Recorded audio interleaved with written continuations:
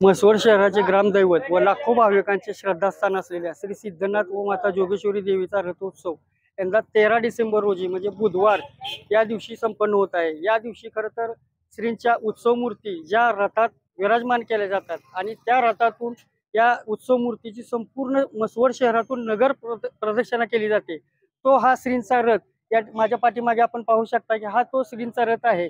या रथामध्ये श्रींच्या उत्सव मूर्ती बसवून त्या संपूर्ण शहराला नगर प्रदक्षिणा केली जाते। तर आज आपण प्रत्यक्ष त्या ज्या उत्सव मूर्ती ज्या रथातून नगर प्रदक्षिणेसाठी जाणार आहेत तो रथमार्ग आज आपण म्हसवड पालिकेचे मुख्याधिकारी डॉक्टर सचिन माने यांच्यासोबत जाऊन त्या रथमार्गाची पूर्ण पाहणी करणार आहोत।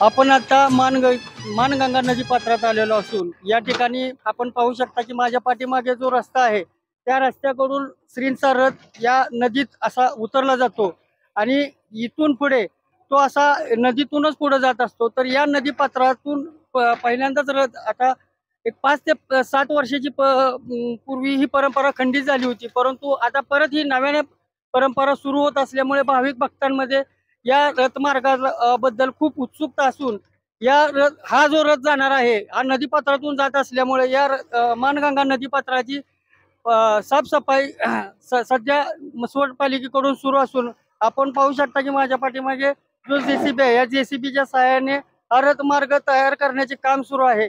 या रथमार्गाची प्रत्यक्ष पाहणी करण्यासाठी आज म्हसवड पालिकेचे जे मुख्याधिकारी आहेत डॉक्टर सचिन माने हे सुद्धा या ठिकाणी येऊन या कामाची पाहणी करत आहेत। तर आपण त्यांना याबद्दल विचारणार आहोत। हे काम आपण कधीपासून सुरू केलेलं आहे आणि कसा हा रथमार्ग राहणार आहे?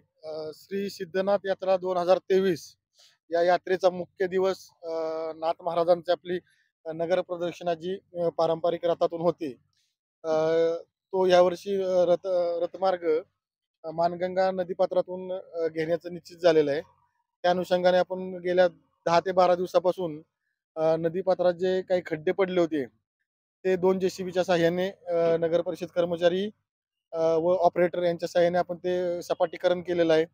तसेच जे रस्ते होते रथमार्गाचे आपले त्यावरती त्या रस्त्याचं संपूर्णतः डांबरीकरण झालेलं आहे। तसेच जो रस्ता PWD विभागाचा येतो आंबेडकर नगर मधला त्या संबंधित त्या विभागाला आपण तसं पत्रव्यवहार केलेला आहे आणि संपूर्ण रथमार्ग यावर्षी आपण डांबरीकरण केलेलं आहे। त्यामुळे खड्डे विरहित रथमार्ग आपला तयार झालेला आहे। तसेच रथमार्गावरील ज्या लाईटच्या व्यवस्था असतील स्ट्रीट लाईट त्याचंही काम आपण चालू केलेलं आहे।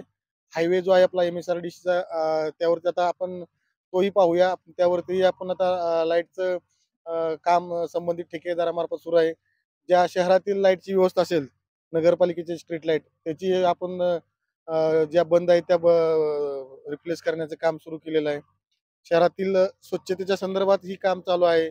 औषध फवारणी असेल धूर फवारणी असेल त्याचंही काम चालू आहे।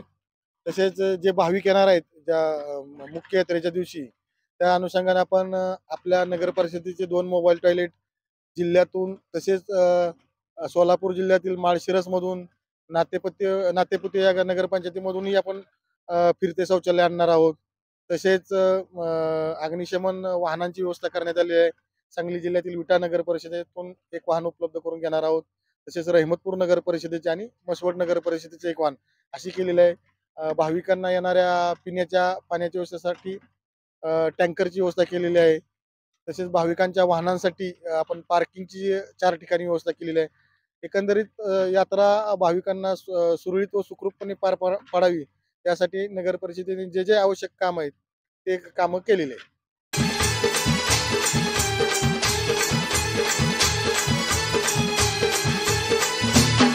तुझ्या नामाचा डंका गाजत हो मुलका मधीर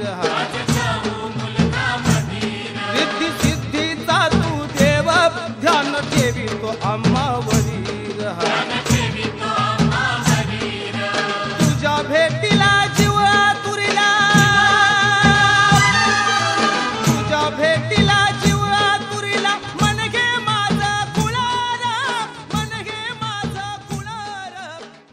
श्री सिद्धनाथाचा रथ हा माणगंगा नदीपात्रातून जाण्याची गेली अनेक वर्षाची परंपरा आहे. खरं तर ही परंपरा कोरोनाच्या अगोदर पासून थोडीशी खंडित झाली होती. साधारण एक 5 वर्ष झालंय श्रींचा रथ खरं तर या नदीपात्रातून गेलेला नव्हता. परंतु यावर्षी प्रशासनाने श्रींचा रथ नदीपात्रातून नेण्यास सहमती दर्शवल्यामुळे हा रथमार्ग नव्याने पुन्हा तयार करण्यात आलेला असून आपण पाहू शकता की हे नदीपात्र आहे आणि या नदीपात्रातून हा दहिवडे माळा म्हणून जो स्पॉट आहे या स्पॉटला सध्या आपण उभा आहोत.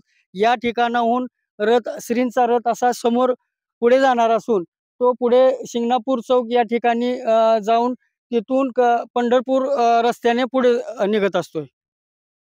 या ठिकाणी नगरपालिकेने खरं तर स्वतःच्या कामातून वेळ काढत या ठिकाणी रथमार्ग तयार करण्यासाठी मुख्याधिकाऱ्यांनी खूप असे परिश्रम घेतलेले आहेत. सर काय सांगाल रथ या ठिकाणी गेले 5 वर्ष गेलेला नाही. आज प्रथम तुम्ही या ठिकाणी येऊन पाहणी करतात. सर्वप्रथम भाविकांची व शहरातील सर्वांची मागणी होती की रथमार्ग हा पूर्वीपासून परंपरेनुसार चालत आलाय. पण मधल्या काळात काही कारणास्तव रथमार्ग बदलण्यात आला होता. यावर्षी माननीय जिल्हाधिकारी महोदयांनी संमती दिल्यानंतर आपण नदीपात्रातून रथमार्ग जाण्याची तयारी केली.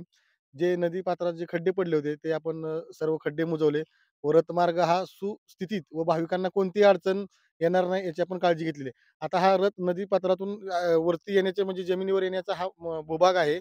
आपण ह्या टप्प्यावर उभा आहोत. इथून पुढचंही आपण बैलाचं संपूर्ण स्वच्छता या परिसराची नगरपालिकेमार्फत केलेली आहे.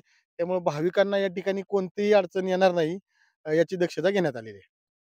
सध्या आपण सातारा पंढरपूर या महामार्गावर असून या ठिकाणी आपण पाहू शकता की हा जो ओढा आहे त्याला मसवडचा वाघजाई ओढा म्हटलं जातं.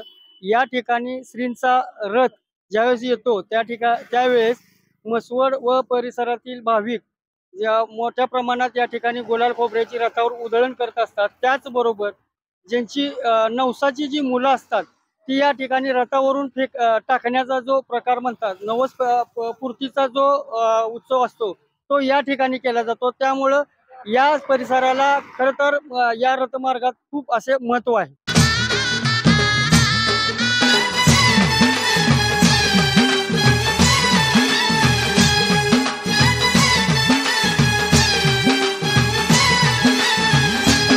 मानगंगे नदी तीरी देव नांदा तो भुवारी, देव नांदा तो भुवारी रे, तुला स्वामी तू. आता जो आपण रथमार्ग पाहिला त्या संपूर्ण रथमार्गातून हा श्रींचा रथ नेला जातो आणि तो भाविकांच्या माध्यमातून या ठिकाणी आणला जातो. या ठिकाणी रथ माझ्या पाठीमागे आपण पाहू शकता की या ठिकाणी श्रींचा रथ उभा केला जातो व तो पुढील 1 महिन्यासाठी हा असाच रथगृहाबाहेर 1 महिना ठेवला जातो की या रथाचे जे रथाला न येणारे भाविक आहेत ते महिनाभरात येऊन रथाचे पूर्ण दर्शन घेत असतात.